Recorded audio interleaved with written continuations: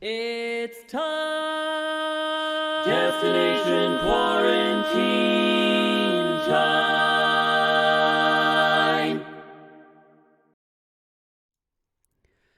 Ladies and gentlemen, welcome to the very first Destination Quarantine. We've got hopefully a good show for you tonight. We've got some fun guests. We've got some interesting stuff from the archive. And we're also trying out this whole tech setup for the first time, so you may have to bear with us if we trip over our feet a little bit, but we should have a good time.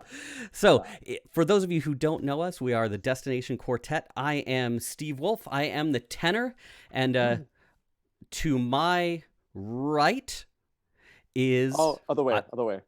No, it's different for you guys on Zoom. I'm talking to the people on the broadcast. To my right, we've got Todd. You want to introduce yourself, Todd? Hi, I'm Todd. I don't sing tenor. And then to my right, I don't know, somewhere on the screen is Jude. Bottom right corner, our lead, whatever. Jude. Say hi, Jude. This is like the opening to the Brady Bunch. Here? Why am I down there? And okay, we obviously didn't rehearse this part. And Jude, we can't hear you. And I'm just glad I'm here, guys. This is great. This is there we go. Awesome. And right below me is our bass, Sam. Wow, we are off to a roaring start here. So, we are. I don't know about you guys, but we have been stuck at home for a couple of weeks, and things are getting a little boring. And I have been sucking down an unbelievable amount of digital content. So we decided it would be fun to put out some of our own and see if anybody wanted to check out some interesting interviews and things like that. But let's go around the quartet and get some updates with how we have been doing individually. Sam, what have you been up to? I've been teaching digitally on my on Google Classroom with all my students in school. So being a high school choir teacher, it means that I am assigning projects and assigning all that kind of stuff and a lot of grading. It is not the same thing as the normal teaching schedule would expect. I really want to get back into actually conducting choirs, and that's where I'm at my home. And right now, I'm just kind of making my way. Yeah, just weekly digital assignments aren't quite the same thing, are they? Yeah, but we're moving into digital choirs, so we'll see what happens. Virtual choirs, all that kind of stuff. You're going to be doing the virtual choir thing? Of course. That's awesome. You gotta do it if you can. Yeah, I think I'm going to be trying that with my choir as well. We'll see how it goes, though. It'll be even more interesting with my percussion ensemble. All right, let's head down to Jude down here. Jude, how you doing? What have you been up to? I'm doing okay. I've been similar to Sam. I'm a music teacher. I teach elementary and middle school, so I've been figuring out ways to, still be able to make music with my kids, even though I can't make music with my kids. It's a little tricky, but you do your best to make a lot of videos. You make a lot of projects and engaging things for them to do so that they can still enjoy themselves and they can still love music even though we're not together. It's tricky, but we do what we can. Absolutely. So I've been stuck at home here a lot. I'm in New York City. You guys are in Connecticut. I'm in New York City. So it's a hot spot, but we're staying safe. Yeah, well, I was just going to say, most of us are up sort of in the sticks up in Connecticut.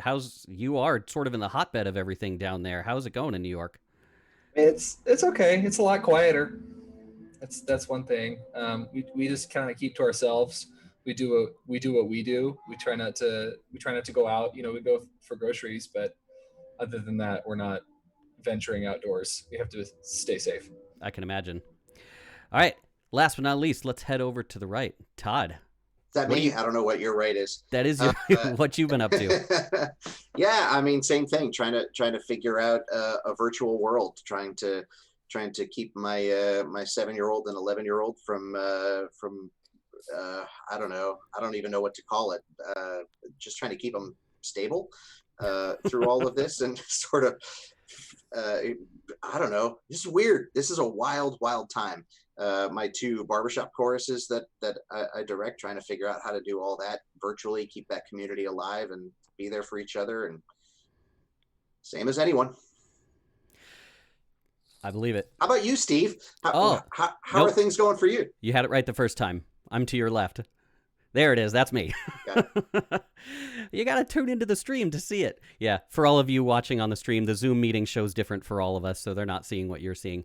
Well, I'm, like Jude and Sam, I'm a high school music teacher, so I've been digging into virtual teaching. A big part of that has also been learning how to use this software I'm using right now. It's called OBS, Open Broadcasting Software. It does some really cool things, and I think for my spring concert, which I'm still going to try to have, I'm going to do a spring live stream. So we'll be working on some virtual choir stuff, but rather than just putting it out, on YouTube or when it's done, I'm going to put it all together as like a digital concert online, so everybody can sit down at 7:00 on the day of the concert and all watch the live stream together. I think that's going to be super fun. The kids are all pretty excited about it too.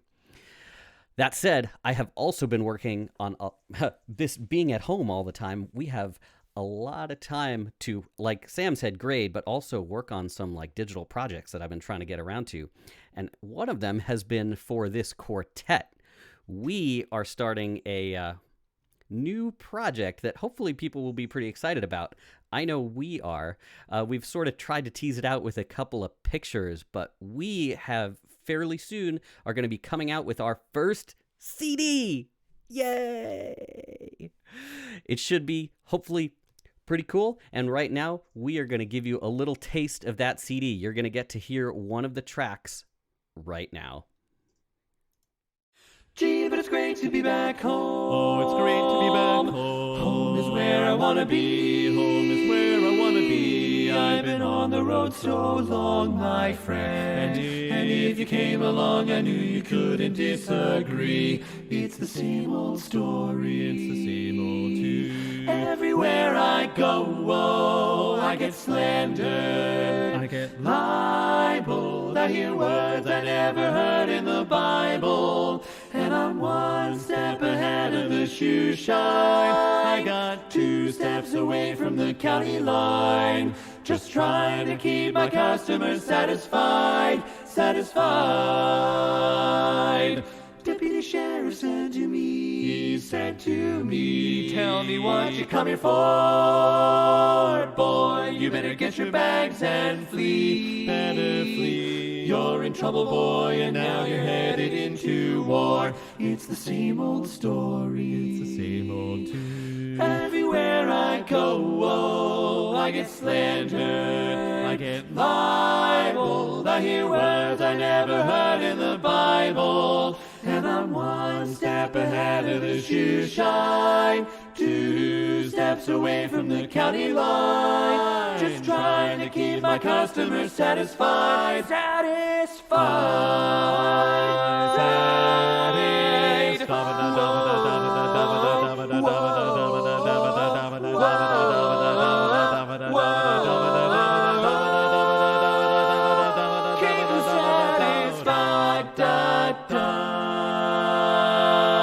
But it's the same old story. It's the same old tune. Everywhere I go, oh, I get slandered, I get libeled. I hear words I never heard in the Bible. And I'm so tired.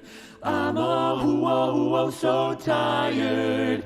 Just trying to keep my customers satisfied. Oh,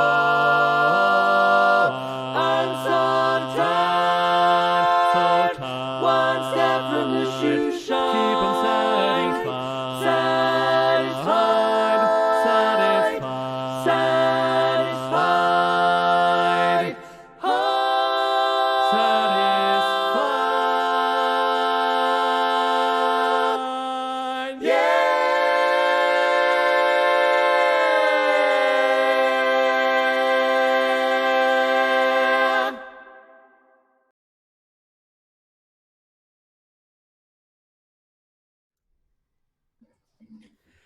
And there it is. Hopefully you enjoyed. I certainly had a lot of fun mixing, and we all had fun recording it. That, if you aren't already aware, is an arrangement by none other than Northeast District's own Kai Outerbridge. He's been pumping out a bunch of really awesome charts, and that is one of our favorites to sing. Thanks, Kai, if you're watching. If you're not, hopefully you'll see it later. I can see on the chat that Chad is watching those, so Chad, Tell Kai he's awesome. All right. So that said, there's been a lot of stuff going on in the society with, cancellations and whatnot. I am just going to go ahead and pass that over to our resident expert, Todd. So, Todd, take it away. What's been going on? Resident expert actually just had Skip Crott, the acting society president, on our chorus gathering just this past week. So a little bit of an update there that's worth sharing in case people haven't been catching all the stuff to read. Los Angeles, unfortunately, has been postponed, and by postponed I mean for an entire year until the next international next summer. Very sad news indeed. But Harmony University is still at this point uncanceled. So if you were planning to attend Harmony University, keep an eye out for that. At least as of Monday night, that was the case. I don't know if that's changed in the last couple of days. They're still operating the marketplace. So if you want to buy barbershop merch, go for it. Yes, uncanceled, right? The Harmony University is uncanceled. The Society Marketplace is still selling stuff, still shipping things out, maybe a little bit slower than normal, but still operating. So feel free to order stuff from there. They, like many organizations, they've extended a grace period for renewing your membership. So that's on hold for a little bit. I think 90 days, if I remember right, but don't quote me on that. And then most exciting news of all is that the Barbershop Harmony Society YouTube channel has now achieved over 120,000 subscribers, which is absolutely incredible that many people are subscribed to it, checking out Barbershop and devouring all the amazing content that the society has been putting out on there. So keep spreading the word, everybody. Pass that YouTube channel around. It's great promotion for all of the things that we love to do and share with other people. That's awesome. I had no idea the channel had gotten that big. They are putting out an unbelievable amount of content. Yeah, though. Man, it's like every day they're posting awesome stuff. Yeah, on the same line too, props to Steve Salomon in the Northeastern District for all the stuff he's been posting on the Northeastern District Facebook page in recent weeks. I assume he's bored and just looking for stuff to post, but thanks for doing that, Steve, too. Hey, well, he posted this. So did he? Bored could he be? Yeah, that's right. He The invite for it. Yeah. All right. Well, our next thing. I managed to dig into the archives for some kind of fun footage. Question for the chat. Some of you may know this, some of you may not. In the history of the Northeastern District, there have been 3, grand total, 1, 2, 3, quartets that managed to get in the top 5 and get a medal at International. Can you name those 3? I'll give you a hint. One of them is Boston Common, obviously. We do have one other champion and one other that's a little lesser known. Unfortunately, we're on a little bit of a 10, 12-second delay here, so I'm going to bob my head back and forth for a minute while we give the chat a chance to catch up. Chad says Boston Common. He is correct. Boston Common did in fact win a medal. Craig Miner suggests 4 under par. 4 under par was not one of them. Oh, Jude disappeared. No, Sam disappeared. Or Sam disappeared. Anybody else in the chat And he's have back. an idea? I'm there we fine. go. My wife Jessica guessed says Men in Black. Black. Men in Black did indeed make the top 10, but they never got a medal. The highest they got was 7th place, and that would have been in 2011. Any other ones? Hey, Sam and Jude, do you guys know? I have no idea. Do not. Well, I would have thrown out Men in Black, but that's Todd, you know him? Minoj just messaged in our chat over here, the Adventurers. Not the Adventurers. Craig nailed it. 4 Statesmen. That was another one. So Boston Common won in 1980. 4 Rascals. 4 Statesmen won in 1967, and there was one other that. Yep, there it is. Did somebody in the chat get it, or did you just shout out the answer, Sam? Did you look it up? It's Minoj. 100%. Yep, it was Minoj. Yep, that is correct. 4 Rascals from way, way back. So this is they actually they're in the I don't remember the stat exactly, but I think they're in the top 10 or 15 with number of international medals won. They actually won 4 international medals from 1963 to 1966. They came in 5th, 4th, 2nd, and 2nd. They never quite won, so they don't have the name recognition of the other quartets, but they were also awesome. In fact, in what year was it? 66. That was probably one of the biggest years for the NED on the contest stage. The Four Rascals came in 2nd, and the Four Statesmen came in 3rd. We had 2 of the top 3 quartets from the NED. It's been a little while since something like that happened. But speaking of the Four Rascals, if you are unfamiliar with this quartet, I managed to find some footage of them from when they came in 5th. So we are going to take a look at some footage from 1963. 1963, yes. Hold on a moment. It's going to take me a sec to load it.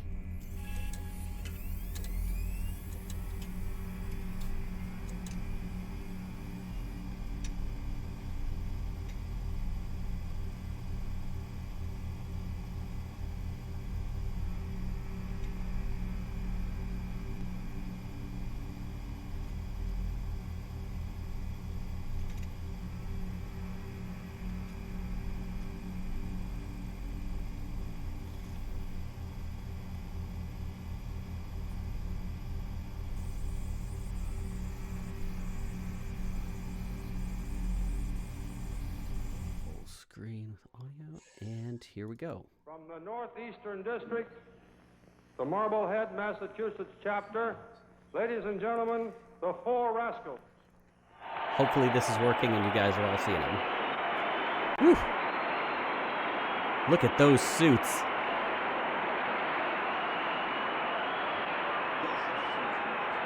That is some plaid if ever I saw it. I'm pretty sure they stole that outfit from Signature.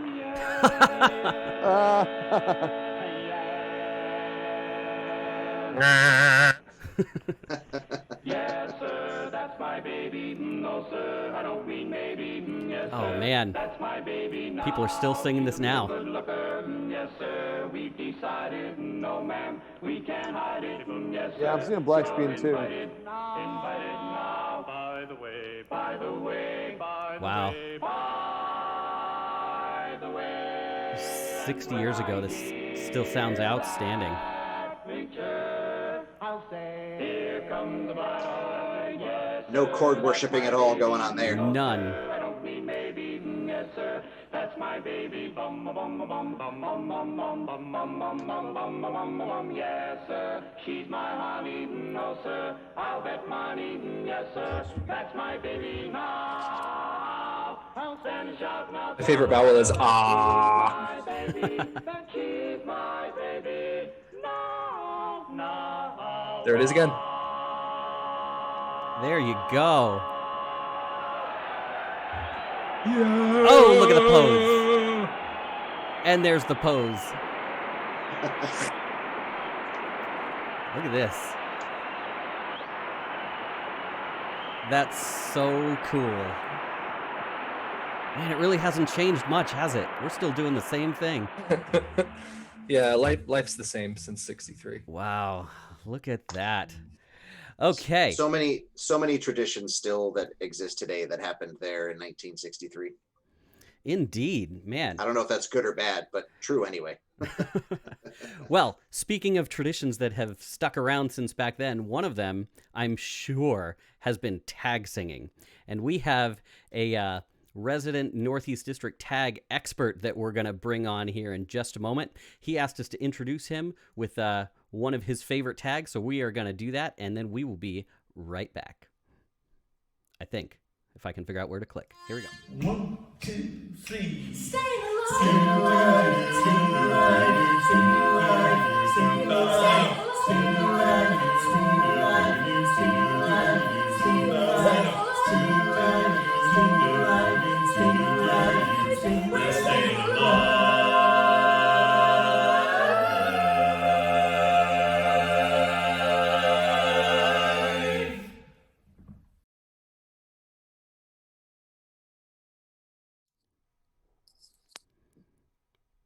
All right, you guys are on. Take it away.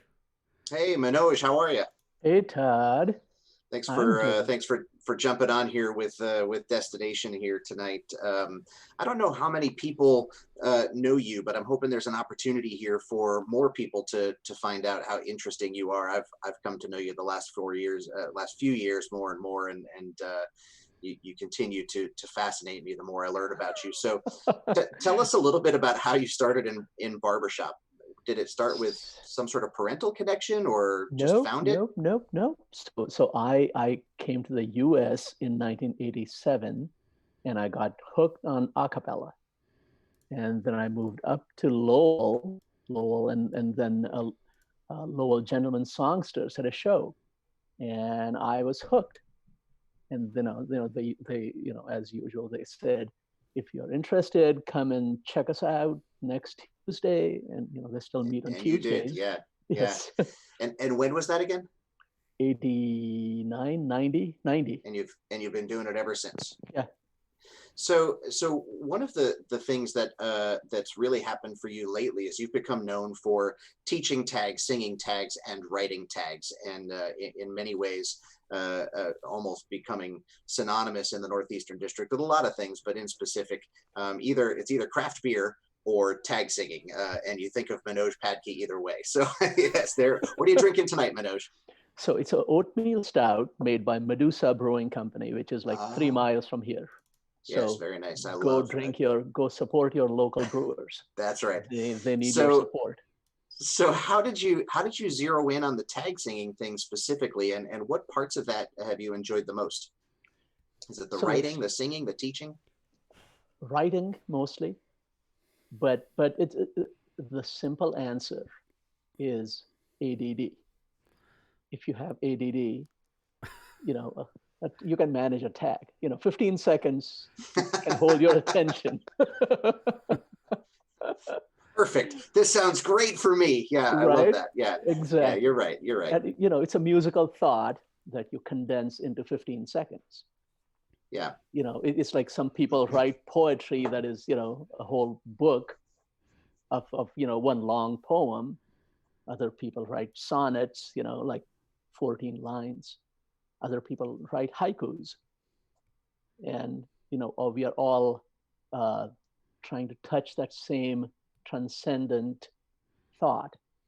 How do you encapsulate that thought into something that's in 15 seconds? That's interesting. The way you described that just now in cooking parlance would be like an amuse-bouche, the small bite of food that has all of the flavor in it that you're looking for basically in a whole meal, but in one bite. So then that makes me ask the question, do you prefer most of the tags that I've seen you write and do kind of live on their own, like the Staying Alive tag that we just saw.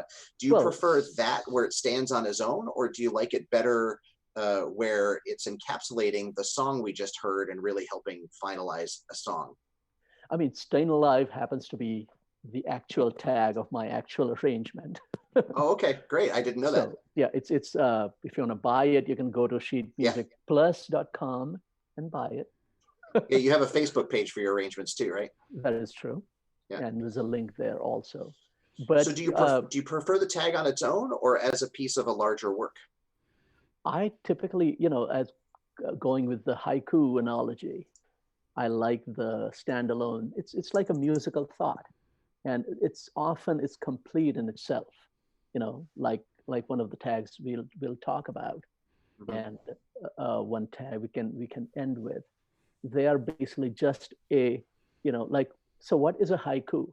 A haiku is you have this experience, some kind of transcendent or extra, not that doesn't fit into your ordinary reality, some thought, some experience, and how do you communicate that with the audience? So you just write it, condense it in 7, 15, 17 syllables. And that's your poem. And so it's the same thing with music and tag. It's the same idea. So interesting. I've been doing this for a long time, and I have never in my life heard somebody equate a tag to a haiku, and I'm so thrilled about that. That's going to stick with me for a long, long time. It is an absolutely perfect perfect explanation of it.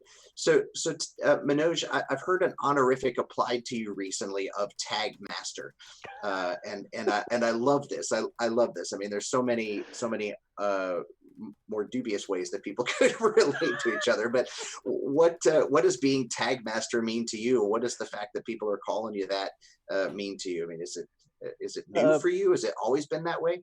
It's sort of been new, like last couple of years, and I've been teaching tags at Midwinter. I did last couple of times. I did in Salt Lake City, and so it basically you teach tags to groups of people. You know, whoever shows up, you teach a tag, and you know it's like somebody else has to call you a tag master. You can't call yourself a tag master. Right. Well, you could. Yeah, it's like this guy I know, Ray Johnson. He calls himself like, what is it, the greatest bass of all time or something like that. Well, whatever. Just kidding, Ray. Just kidding. So I thought he was the Man in Black. No? That's true too. So you gave us a tag here that you said is one of your favorites to teach. So Steve, if we could, let's cue that up and play that tag for our audience. You got it.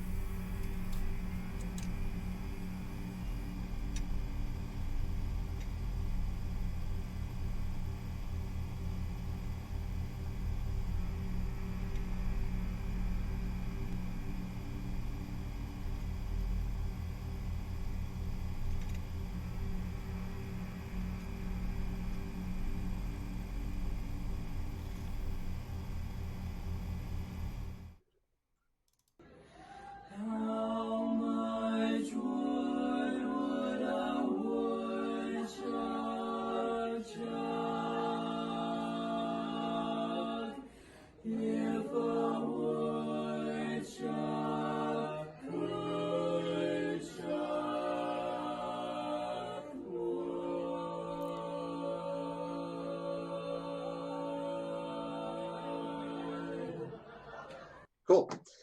Certainly sounds like familiar territory in a lot of ways. What is it for you? When I was talking to you about this ahead of time, that you said was this, you love to teach this tag. Tell me why. Tell me what about it. First of all, when teaching tags, the words are important, and the quickest way you can get people to memorize words, the best. Because if you get stuck at teaching words, you can't get to teaching notes. And everybody knows, you know, how much would a chuck if a woodchuck could chuck wood. You don't have to teach them even twice. They instantly know it. It also has its own cadence, and so it becomes easy to teach both words and the timing. Which nice. And in that particular tag, the harmonic structure of that is highly intuitive, and exactly. It looks like some younger folks in that quartet. Tell us a little bit about who that group is, if you recall. So Midwinter has this awesome tradition.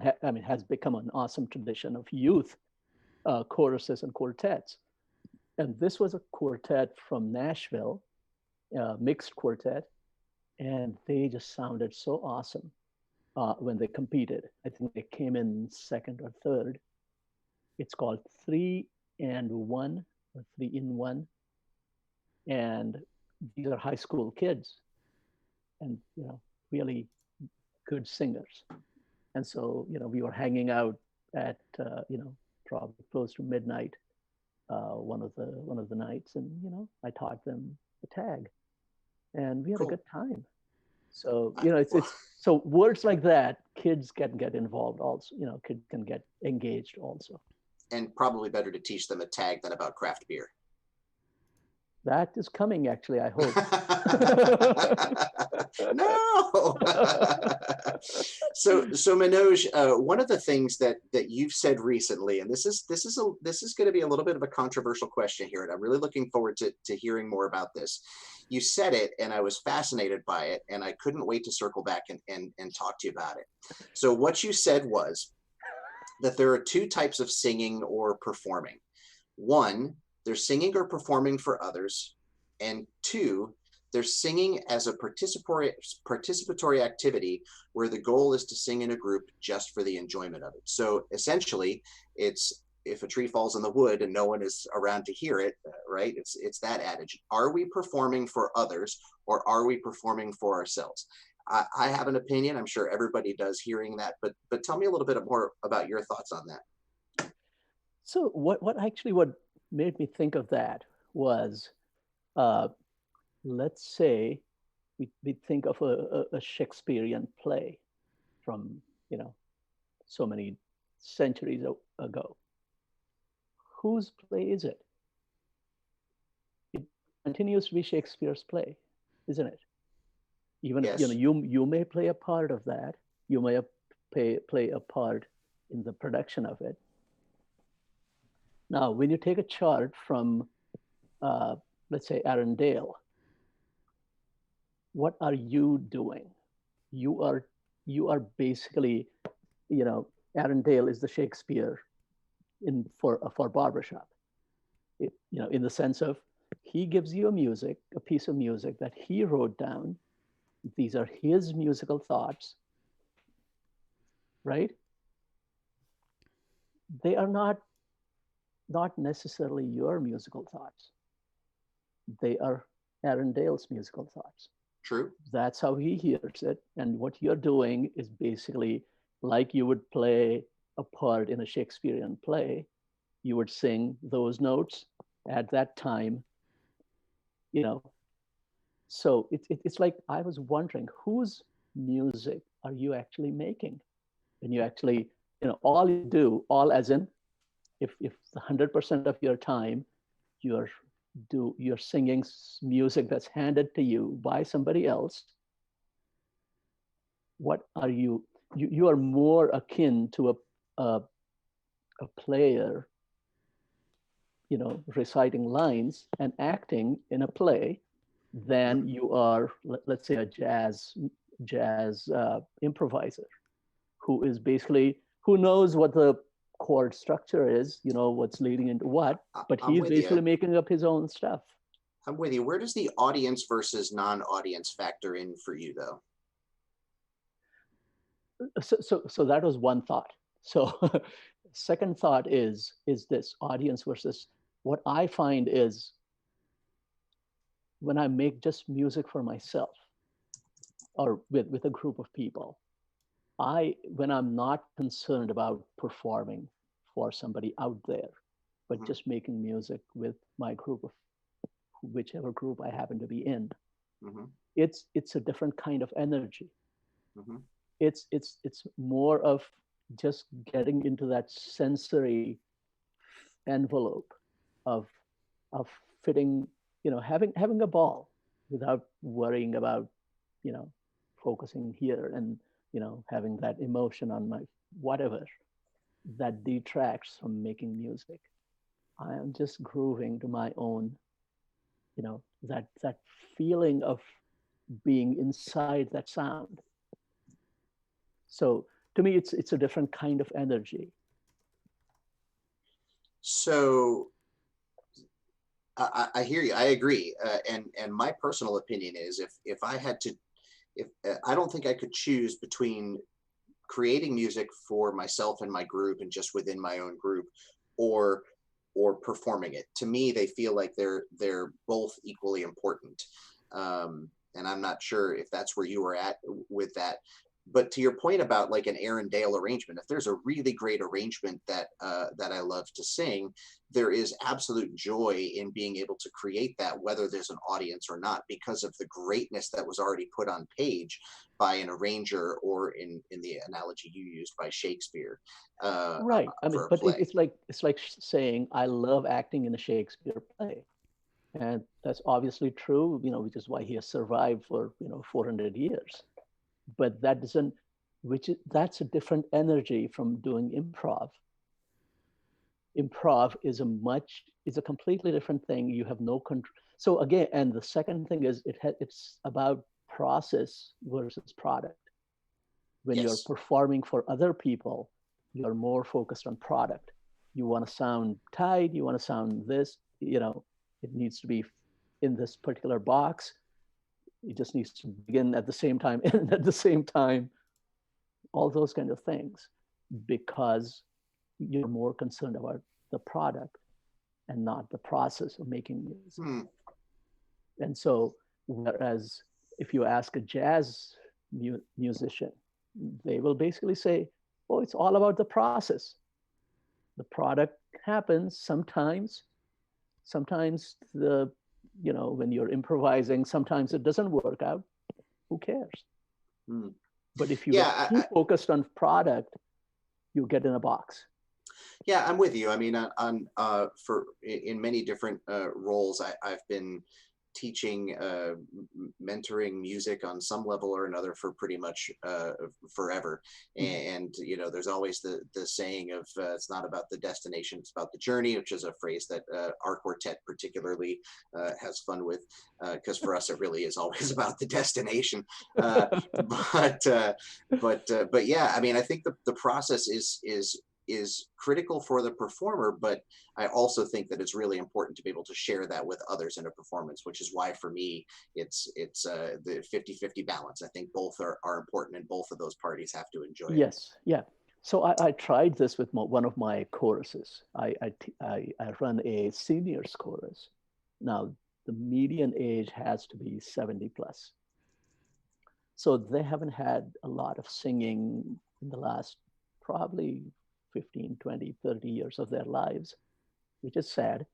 And then I try to teach them, I hand them a sheet of music and we try to follow the music, which they do fine. That's not a problem. But then I said to them at one particular point, let's just keep that music, let's just put it away and let's just make up harmony. Let's just see what it feels like to you to just make something up. And the energy of the whole place changed. It went from being tight, from being more concerned about singing the right note, to making music. And those are not always the same. Great point. So, listen, Minoj, I appreciate you being here. I want to end. I'm a big fan of Sidney Lipton and his Inside the Actors Studio show. He passed not that long ago, but he used to end every interview with the same questions with the actors that he interviewed there. So I'd love to try that with you. And I've got kind of rapid fire questions here. First thing that pops into your mind, probably something like a one word answer. Just whatever comes to mind, but keep it clean, because this is a family show. There's really young children in the audience, like Chad. So try to keep it clean. Like Chad or Chads? Well, just one Chad at the moment, I think. So here you go. You ready, Minoj? And then we'll turn it back over to Steve. Maybe I am. All right. What is your favorite word to sing? Cool. Who is your absolute number one barbershop hero? Paul Olguin. Interesting. Where is your favorite place that you have ever sung? Oh, I know. No, I'm not. I have this visual. I think it was probably one of the stairwells somewhere. Okay, just any stairwell. Great. If you could have one superpower, what would it be? Oh, time travel. Okay. And what is your favorite key to sing in? C. Major? Yes. All right, perfect. Thank you, Minoj. Very much appreciate it. Steve, back to you. Thanks, Todd. All right, give us just a moment, and we are going to transition to our guest quartet. We'll be right back with you. Sit tight.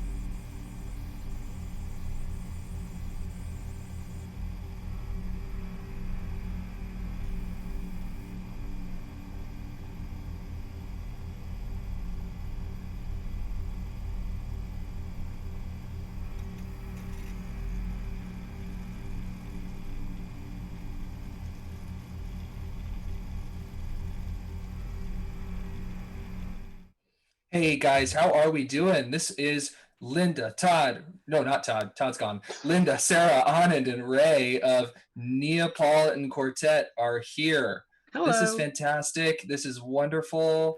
So glad to have you guys here. I guess I get to be right in the middle of the screen with my big fat destination logo. You guys are all surrounding me. Oh, this is fantastic. How are you guys? Talk to us.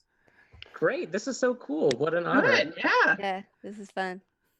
Thank you for being here. So we have a performance for you guys coming up. We'll bring that in just a second, but we kind of want to get to know you first. So can you tell us first, of course, who sings what in the quartet and who you are? My name is Ray Johnson. I sing bass, as Todd mentioned earlier. Uh-oh, Linda's muted. All right, I got it. Sorry, that was me. My name is Linda Noble. I sing baritone. I'm Anand Sitharam, and I sing lead, which is fun. It's different. I'm Sarah McNamee. Ignore the other last name in my little box there, and I sing tenor. Nice. That's fantastic. All right. Well, this is great. So I'll ask you guys a couple questions before we showcase your video that we have. I want to talk for a moment about Anand singing lead, because I know that this was a cool transition moment for him in life where he was doing one thing and then moved to doing something else. So will you tell us about that, please, Anand? Yeah, sure. So, it's funny. So before I got into barbershopping, I was singing in men's chorus. So I sang with the San Diego Gay Men's Chorus. And then when I moved out here, I sang with the Boston Gay Men's Chorus. But I was a first tenor.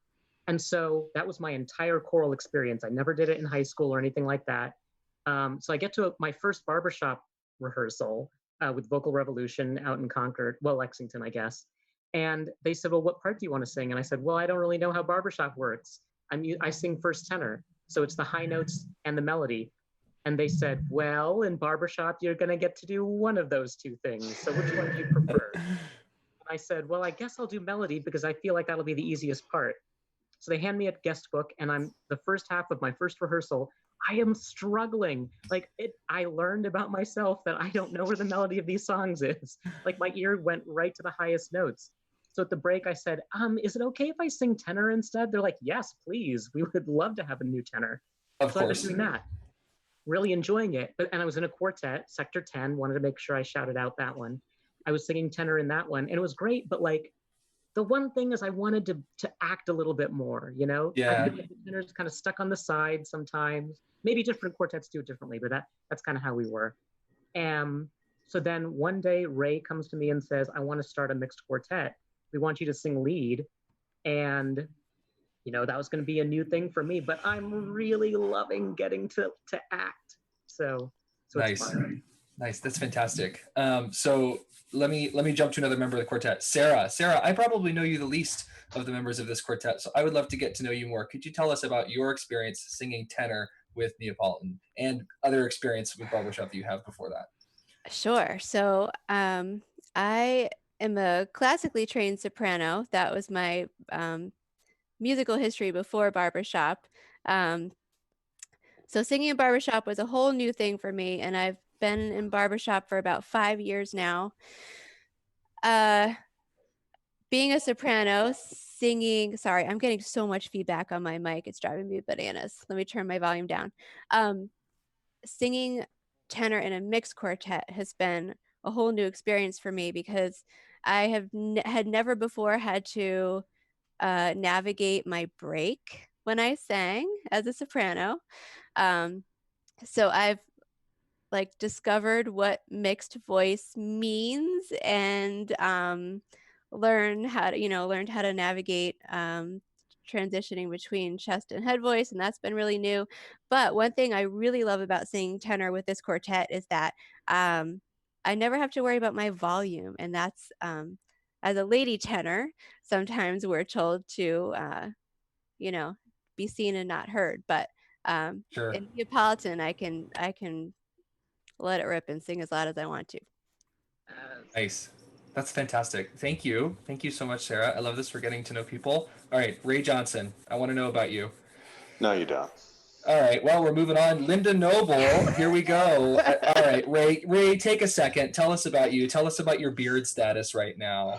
Right now it's warming up, so I've trimmed it down a bit. I'm a little disappointed that every time I cut it short, it just looks more gray. But I guess that's getting old for you, right? This decided to go out instead of turning gray, which I appreciated, but the beard is not cooperating on that plan. So I just have to just try and stay comfortable. P.S. Ray is the youngest member of this quartet. What? All right. So, Linda, tell us about you really quick, and then we're going to say one more thing, and then we're going to show a cool video. Okay. So my name is Linda. I have been singing baritone in a chorus since 2014. Before that, I sang tenor in a barbershop chorus. And I sang tenor in a tiny little quartet for a little while.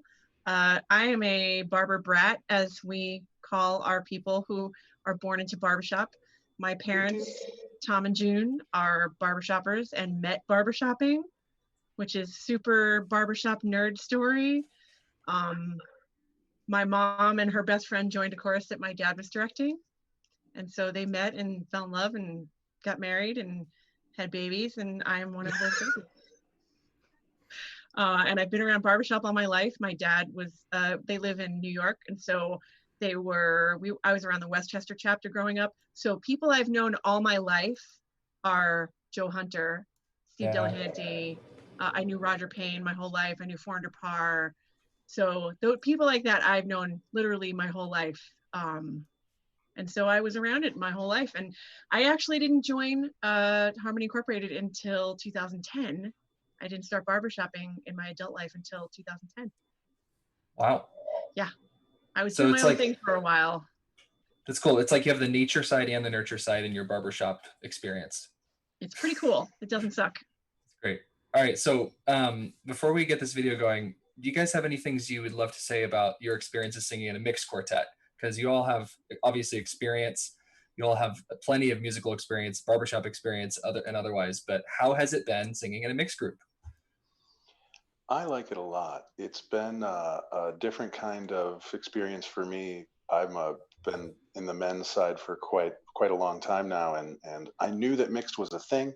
I knew that it existed, but for it to be welcoming and a viable, recognized part of our hobby now and our culture is beautiful. It's also still so new that there's a lot of experimentation that can still happen. We typically, when you think about a mixed quartet, you think about ladies have higher voices, so they must be singing the higher parts. We decided to mix that up a little bit. Anand has a silly high voice, as do Sarah, and Linda can reach up there too. So we key things up, we have some fun, we just try to work it out. And if something's not working, we feel comfortable switching it around, trying a different voice, trying a different lead, trying a different part, whatever we want to do, a different standing formation. Mm-hmm. Yeah. So there's been quite a bit of freedom that I've been happy to find through all of this process of ours. That's excellent. Anybody else that wants to chime in on the mixed experience? I don't know if it's unique to being a mixed quartet at all, but the four of us, I feel like the four of us gel and get along and work together in a way that I have never experienced before. And I don't know, maybe being a mixed quartet has some impact on that, on the way we relate to each other. But I guess maybe it's just another way that makes us a little bit unique. And I think we're all unique as individuals, and as a group, like we're kind of starting to develop our own unique personality. And I think being a mixed group does play a role in that. Love that.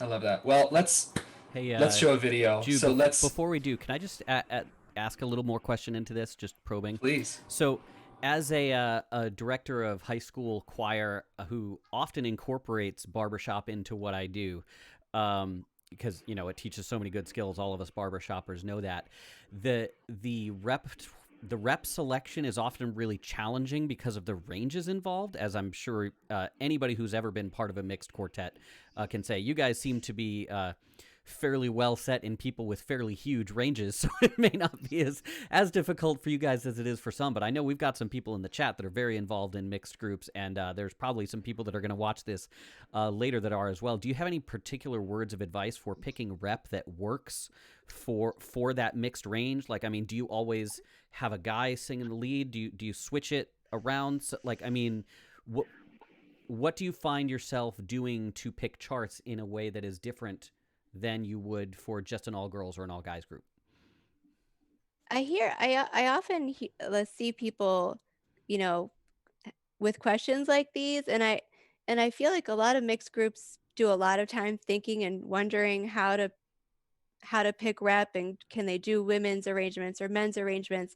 We honestly barely think about it. We don't worry about it. We pick a song, we sing women's arrangements and men's.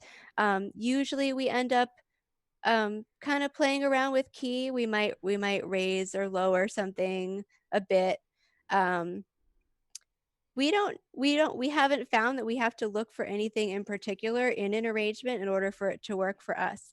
But I'm sure for other groups that could be different too.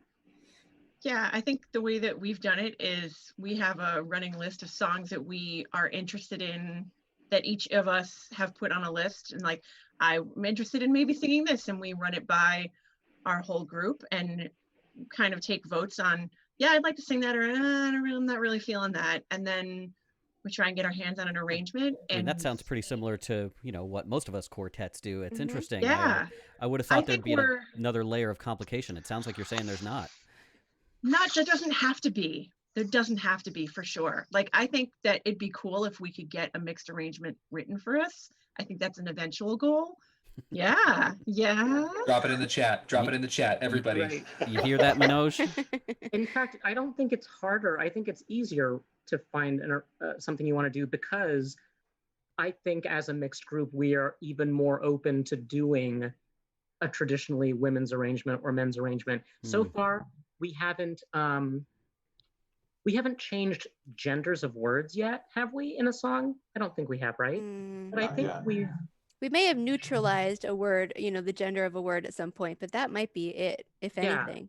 Yeah. So, but I think, like, one of the things for us is I think we're really open to the idea of singing to a woman, singing to a man, and we just be like, look, it is 2020, you know? So,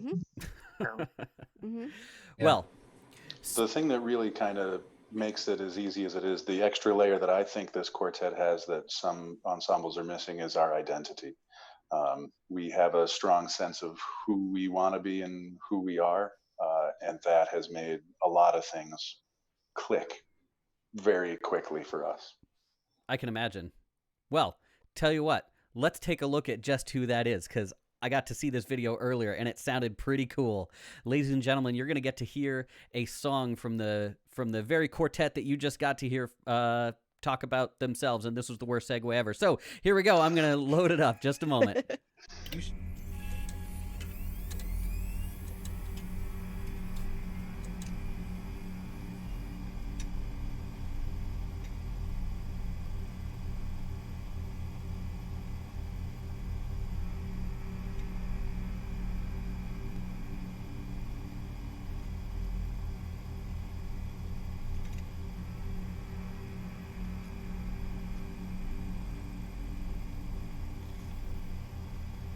Out. Please welcome Neapolitan. Still talking over it.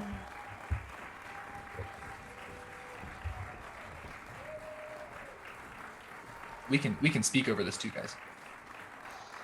Those are some bow ties. I like that. The pink is strong.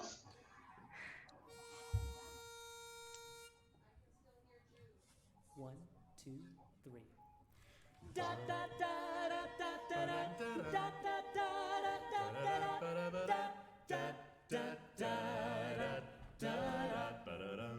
When I had you to myself, I didn't want you around, because those pretty faces This has always made you stand out in the crowd. But someone picked you from the bunch. One glance was all it took. And now it's much too late for me to take a second look. I'm saying, oh, baby, give me one more chance to show you that I love you. Won't you please let me back in your heart? Oh, darling, I was blind to let you go, babe. But now since I've seen you in his arms, Oh, are we? trying to live without your love is one long sleepless night. Let me show you, girl, that I know. Nice, nice. Was that the body roll? Got the moves. How many more key changes I are clapped there? for the key change. That was it. That was it. Oh, baby, all I need is one back in your heart. Oh, darling, I was just so blind. I was just so blind. But Hooray! Choreography courtesy of Anand. Yeah. I want you back and let me live again. I was blind to ever think to let you go. But now since I've seen you, in his arms, I've seen you in his arms. I didn't know just what I had. Now since I've seen you in his arms,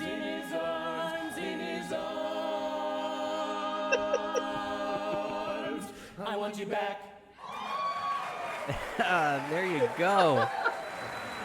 I like it. I think that was one of our favorites. So, I mean, we can talk. Any thoughts about the performance? I mean, we all got to see it, but any remembering back to it, how it felt? Do you guys remember our level of preparation for that performance? I do. So Wait, the rehearsals before it or the warm up on No, the day? the actual Day. day. The day of. of. Yeah, no. Yeah. for some reason, out of all of the times any one of us have ever been in a contest, they were running ahead of schedule. And so they took us out of our warm-up room before the actual time. Like Awesome. 20 minutes early, something like Something that. like Yeah. I don't think I've Yeah. ever been to a contest that ran ahead of schedule. I like it. Yeah. Oh, it was a good one. But So we were in anyway, there highest for like score ever, so like whatever. right. Well, that's We were in fantastic. there for like 5 minutes warming up, and they're like, "We're ready." We're like, okay, Let me have tie another my room, tie. Right? Yeah, we'll have another room. Nope, we didn't have Yeah. another room. We just went on stage. That's fine. Mhm. Well, that's fantastic work, guys. Thank you so much for coming on the show. Thank We're you, gonna Neapolitan. we're Yes, gonna thank you so much. we're gonna head Thanks for out. having We've got us. no problem. Thank you. We've got one more thing for all you lovely viewers. We have our very first, and this is the moment you've been waiting for, our very first virtual tag. So we put this out a couple of days ago for anybody who wanted to send in their recordings of themselves singing this tag, and it is all assembled. I did it this afternoon, and I think it sounds pretty good. If you are interested in doing this, you should send in your stuff next time. I'm going to talk about that in just a moment, but let's check out this tag first. Here we go, the Quarantine at Home tag. Stay home, keep safe at home, and you're not alone. When you're feeling blue, if you're in quarantine, hang out with us at home.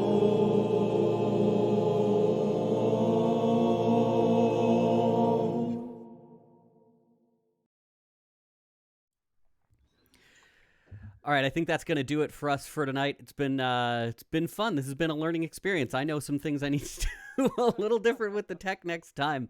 Thank you all for sticking around and checking it out. Tell all your friends to tune in next time. Our next show is going to be in about 2 weeks on April 15th. So that is Wednesday night. We're going to go with Wednesdays instead of Fridays.